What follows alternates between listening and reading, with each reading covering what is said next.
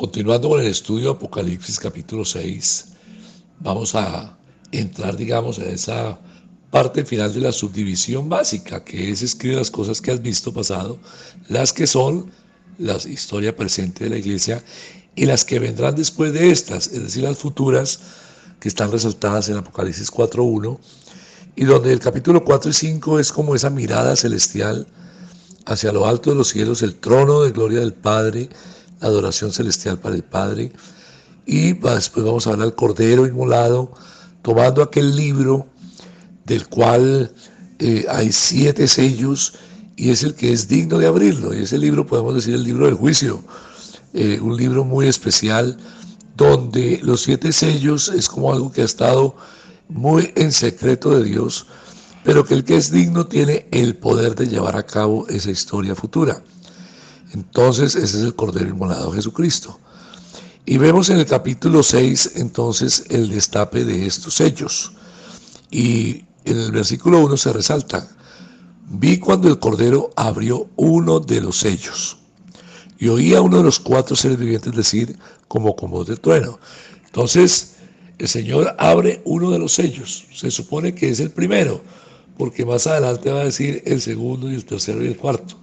Entonces, y también supone que hay un orden lógico, que no los va a abrir en desorden, sino que tiene un orden, un sentido de ir abriendo uno por uno. Uno de los 4 seres habló como con voz de trueno, o sea, como una orden muy fuerte hacia Juan: ven y mira. Entonces ya sabemos que es de esos 4 seres vivientes que están resaltados en el capítulo 4 de Apocalipsis, también en Isaías, que están alrededor del trono de Dios, siempre en constante adoración.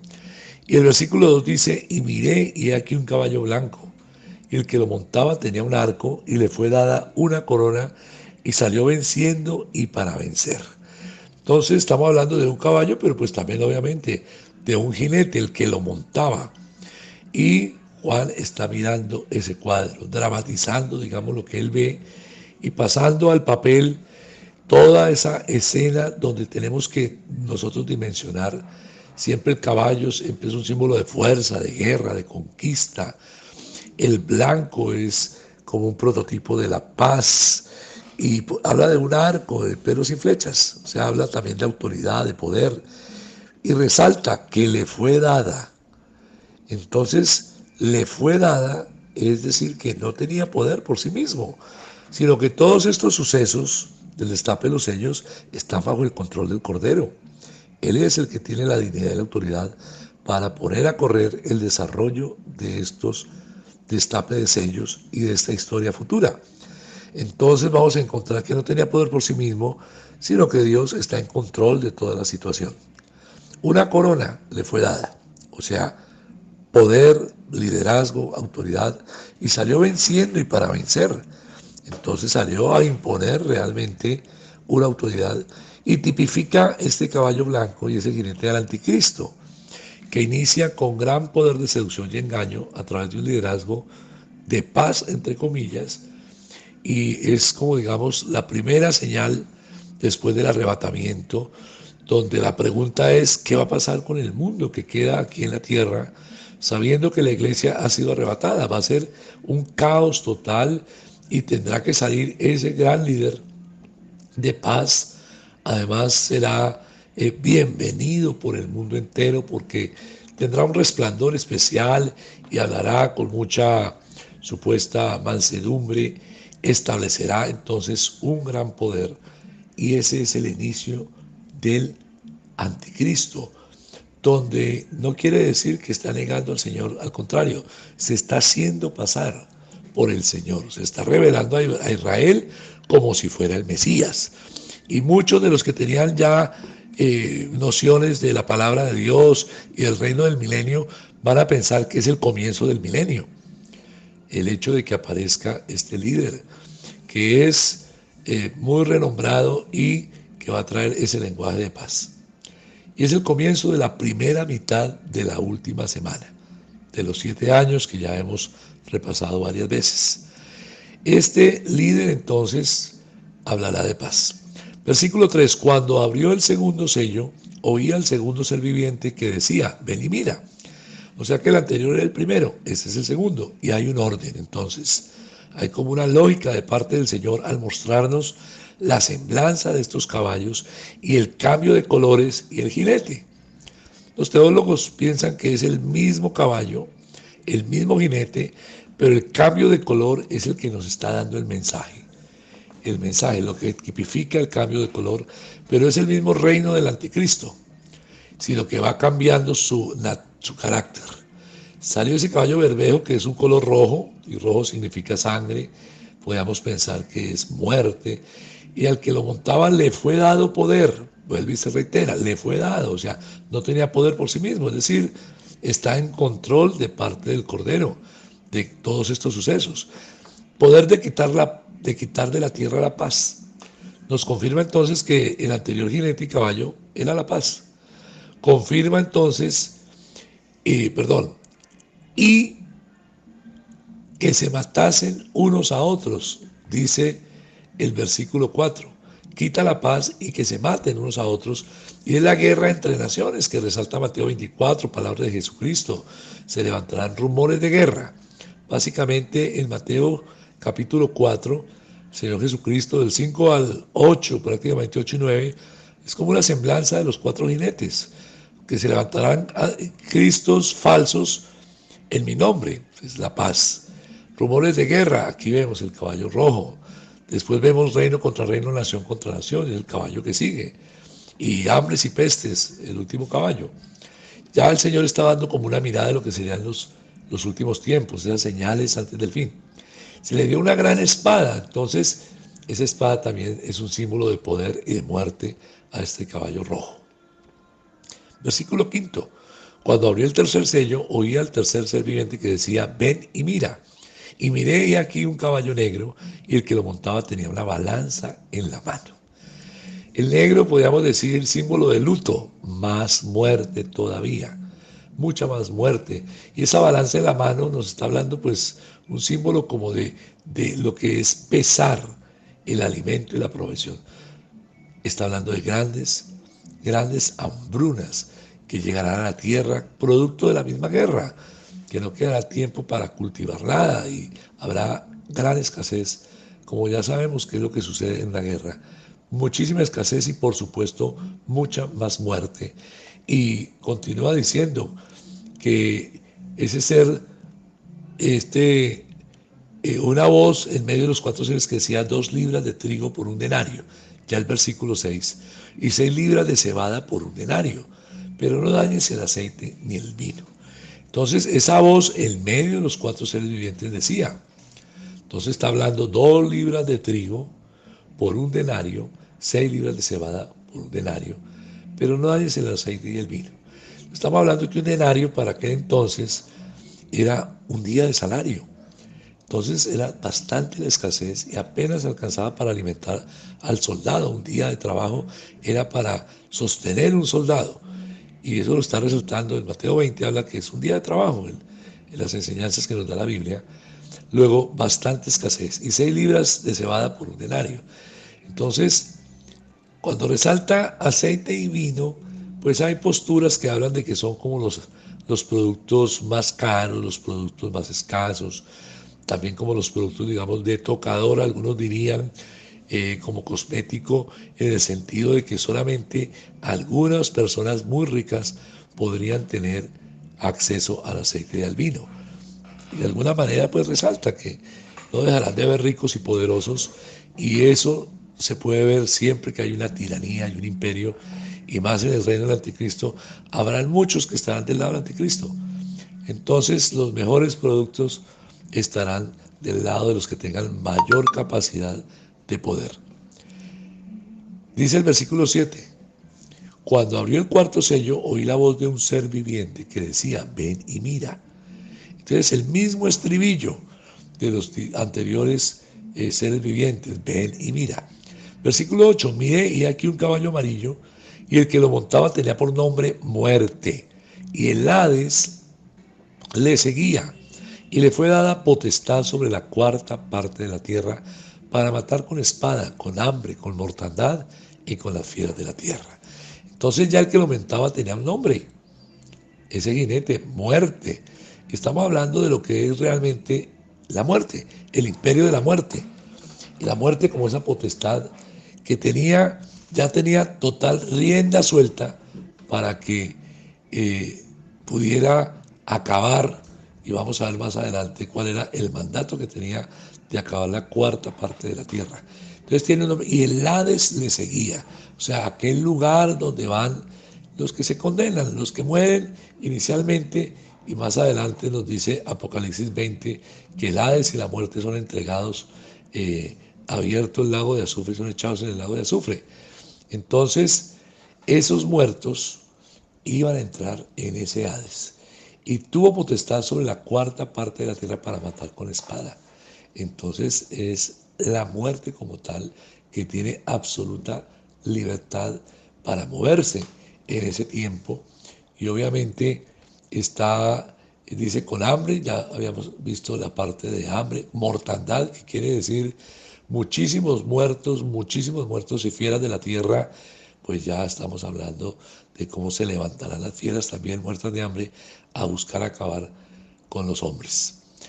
Miré aquí un caballo amarillo. Bueno, lo estamos viendo. El amarillo en cierta forma representa como la palidez, el color de la muerte, por hambre, por inanición. Básicamente es como un color que toma la muerte. Y son las epidemias, las pestes, cosas que está resaltando la Biblia como gran muerte. Y por eso habla de una cuarta parte de la tierra va a ser traspasada y llevada a la muerte. Versículo 9. Cuando abrió el quinto sello, vi bajo el altar las almas de los que habían sido muertos por causa de la palabra de Dios y por el testimonio que tenían. Entonces el quinto sello, ya no están los 4 caballos ni los 4 jinetes, ya hay unas almas bajo el altar de los que habían sido muertos por causa de la palabra de Dios y por el testimonio que tenían. Y es muy interesante entender que por causa de la palabra de Dios no se menciona la sangre de Cristo aquí, se menciona más que todo el testimonio como por obras, digámoslo así, o bajo la ley. Esa es una manera de entender que bajo el altar, y es el verdadero altar de Dios, que está en lo alto de los cielos, están aquellos muertos y que han salido victoriosos. Y son millones y millones de personas que seguramente han resistido al anticristo, entonces han pagado con su muerte, serían unos, y otros que antes de Cristo pagaron también con su testimonio de vida y aún bajo la ley creyendo en el Señor y manteniéndose fieles. Entonces están allí y están como diciendo en el versículo 10, clamando a gran voz: ¿hasta cuándo, Señor santo y verdadero, no juzgas y vengas nuestra sangre en los que moran en la tierra? Estaban clamando y diciendo: ¿hasta cuánto? O sea, ¿cuánto falta, Señor, por favor, de que tú juzgues? Que es un lenguaje del Antiguo Testamento, la venganza como forma de justicia. Que juzgues nuestra sangre de los que moran en la tierra, o sea, que el Señor hiciera justicia de aquellos que en la tierra ya estaban practicando el mal y estaban a favor del anticristo. Entonces están pidiendo pues esa justicia, y dice el versículo 11, y se le dieron vestiduras blancas y se les dijo que descansasen todavía un poco de tiempo hasta que se completara el número de sus consiervos y sus hermanos, que también habían de ser muertos como ellos. Entonces aquí hay algo importante, porque están vestidos de justicia, es decir, ya están en el altar del Señor, vestidos de justicia, que descansen todavía un poco de tiempo, o sea, que tengan paciencia, porque todavía queda mucho de la semana de la gran tribulación, de esa segunda mitad. Posiblemente esos habían salido de la primera mitad del reino del anticristo, hasta que se complete el número de sus consiervos y sus hermanos. Mire que consiervos tendría que ver como relativo bajo una misma autoridad, en este caso el Señor Jesucristo, o sea, pudieron haber sido muertos porque finalmente creyeron en el Señor Jesucristo y pagaron con muerte, dieron su vida hasta la muerte para estar bajo ese altar. Y hermanos tiene que ver con personas de Israel que pueden llamarse hermanos porque tienen una relación de familia muy fraternal. Entonces podemos estar hablando también de muchos hebreos o israelitas que también pagaron con su muerte el no caer bajo el imperio del anticristo. Entonces pagaron con su muerte. De tal manera que no es la iglesia redimida, sino son muchos otros redimidos que están recibiendo una orientación hasta que se complete el número de sus consiervos. Es decir, hasta que lleguen todos aquellos que finalmente van a gozar de esa vida eterna. O dicho de otra manera, no van a sufrir de la segunda muerte, pero tiene que completarse para que efectivamente se dé entonces el cierre final a los que realmente van a ser absolutamente salvos y van a estar reinando con Jesucristo en esta tierra.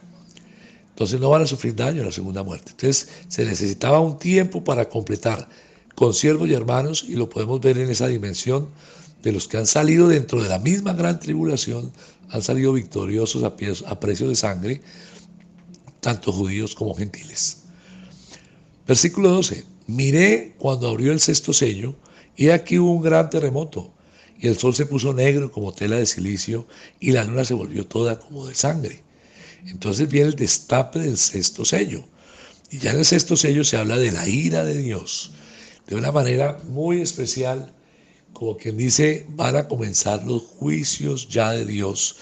Ya lo del anticristo va a ser complementado más adelante, con la bestia, el falso profeta, el dragón. Y son como escenas que nos van a hacer recordar estos tiempos de la primera semana.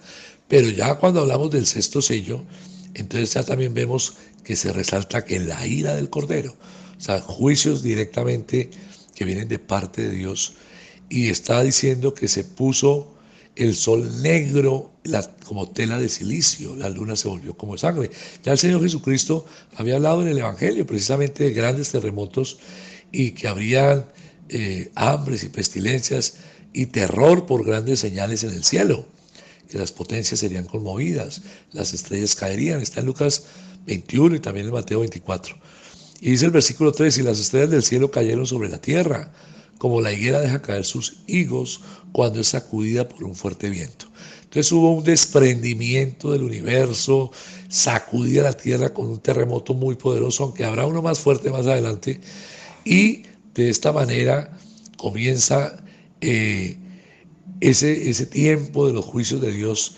A partir del destape de este quinto sello, ya vemos cosas poderosas que habían sido ya resaltadas por el Señor Jesucristo en los evangelios, de que serían tiempos finales, principio de dolores, grandes juicios para esa gran tribulación.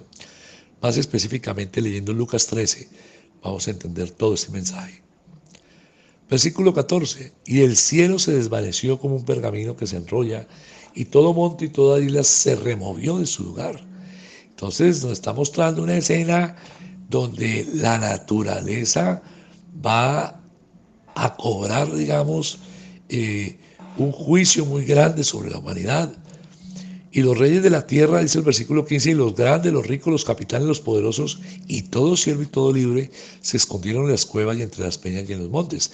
Es decir, de todas las castas dominantes, autoridades de todos los niveles, poderosos en todo el sentido de la palabra, todo siervo y todo libre, o sea, esclavos y libres, toda la humanidad se escondieron, llevados del terror de lo que estaban viendo, justamente con el sol, la luna, las estrellas, los terremotos.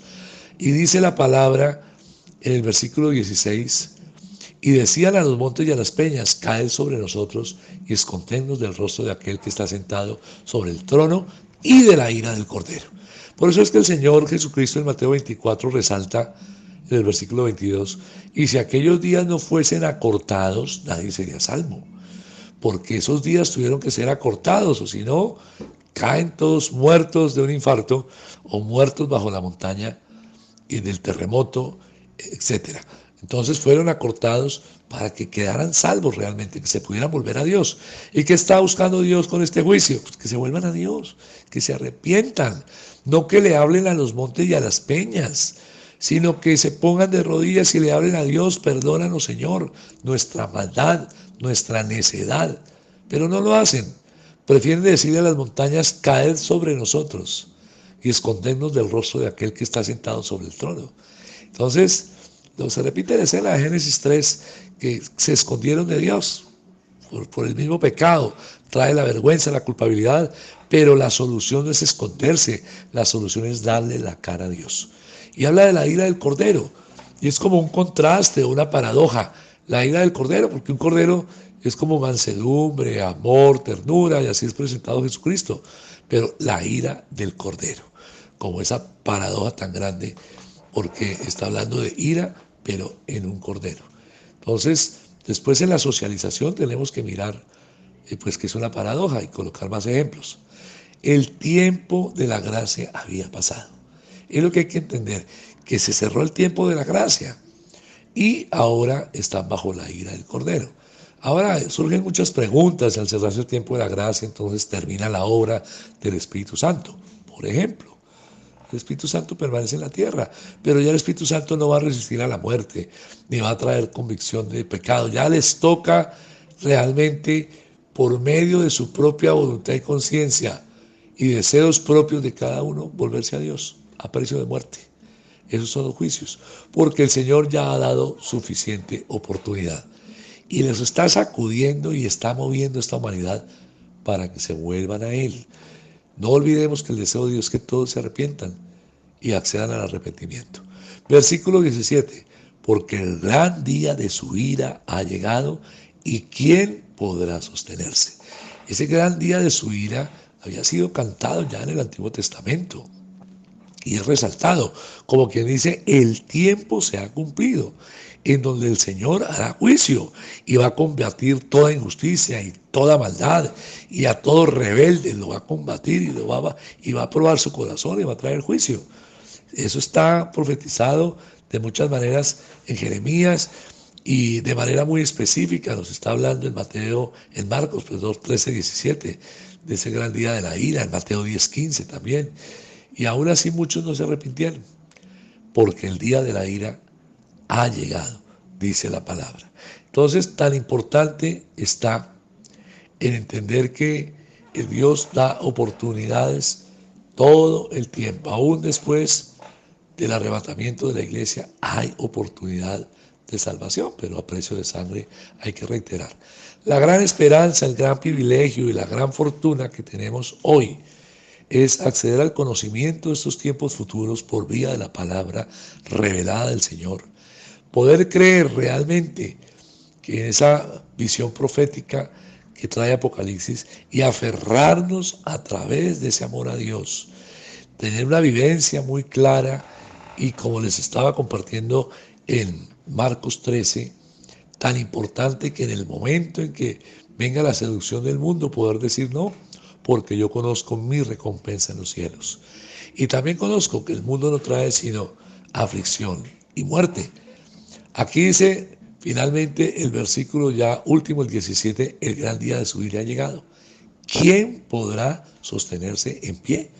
Es una pregunta retórica que invita también a que estemos muy pendientes del capítulo 7. Y ya en el capítulo 7 viene el destape del sexto sello como un preludio también hacia el séptimo y continúa entonces una historia de juicios en el desarrollo de esa última semana. Dios los bendiga, seguimos con este estudio. Preparen preguntas para la socialización y cualquier inquietud que haya claridad, no se quede con dudas. Dios los bendiga.